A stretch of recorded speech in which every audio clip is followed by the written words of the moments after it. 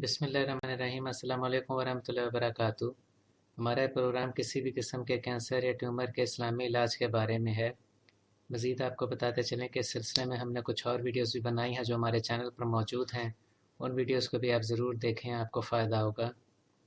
अगर मरीज़ के जिस्म के किसी भी हिस्से में कोई गिल्टी, फोड़ा, फुंसी महसूस होती हो, कोई फालतू एक्स्ट्रा ग्रोथ हो या दर्द होता हो या इसकी सेहत वक्त के साथ साथ ख़राब हो रही हो, या मरीज़ ये नोटिस करे कि वक्त के साथ साथ इसका वज़न कम होता जा रहा है या उसे बुखार रहने लगे, इस तरह के कोई भी अलामात ज़ाहिर होने लगें, या इन जनरल मरीज़ की सेहत पहले जैसी ना हो, तो वो अपना मेडिकल चेकअप, मेडिकल इलाज ज़रूर करवाए।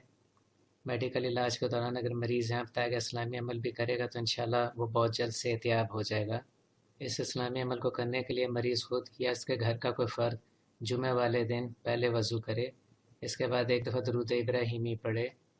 दरूद इब्राहीमी है बिस्मिल्लाहिर्रहमानिर्रहीम, अल्लाहुम्मा सल्ली अला मुहम्मदिन व अला आलि मुहम्मदिन कमा सल्लैता अला इब्राहीम व अला आलि इब्राहीम इन्नका हमीदुम मजीद।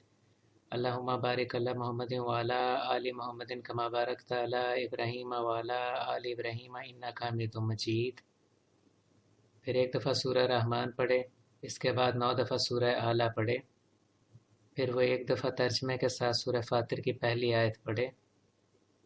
बिस्मिल्लाहिर्रहमानिर्रहीम, अल्हम्दुलिल्लाहि फातिरिस समावाति वल अर्दि जाइलिल मलाइकति रुसुलन उली अजनिहतिन मसना व सुलासा व रुबा यज़ीदु फिल खल्क़ि मा यशा इन्नल्लाहा अला कुल्लि शैइन कदीर। इसका तर्जमा है, तमाम तारीफ़ें अल्लाह ही के लिए हैं जो आसमानों और ज़मीन की तमाम वसअतों का पैदा फरमाने वाला है। फरिश्तों को जो दो दो और तीन तीन और चार चार परों वाले हैं, कासिद बनाने वाला है और तख्लीक में जिस कदर चाहता है इजाफ़ा और तौसीफ़ फरमाता रहता है। बेशक अल्लाह हर चीज़ पर बड़ा कादिर है। इसके बाद एक दफ़ा सूरह फातिर की दूसरी आयत तर्जमे के साथ पढ़े।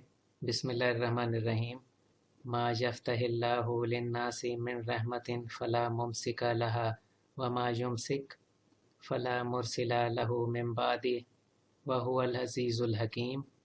इसका तर्जमा है, अल्लाह इंसानों के लिए अपने ख़ज़ाने रहमत से जो कुछ खोल दे तो इसे कोई रोकने वाला नहीं है, और जो रोक ले तो इसके बाद कोई इसे छोड़ने वाला नहीं, और वही गालिब है, बड़ी हिकमत वाला है।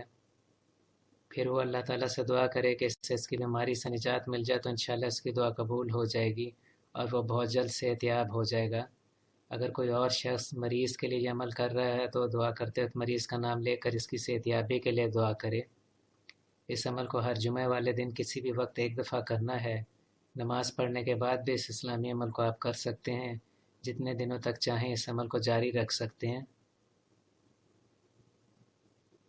अगर आपने अभी तक हमारे चैनल को सब्सक्राइब नहीं किया तो प्लीज़ सब्सक्राइब करें। इस वीडियो को लाइक और शेयर करें ताकि ज़्यादा से ज़्यादा लोगों को इसका फ़ायदा पहुंच सके। इजाज़त दीजिए। अल्लाह हाफ़िज़।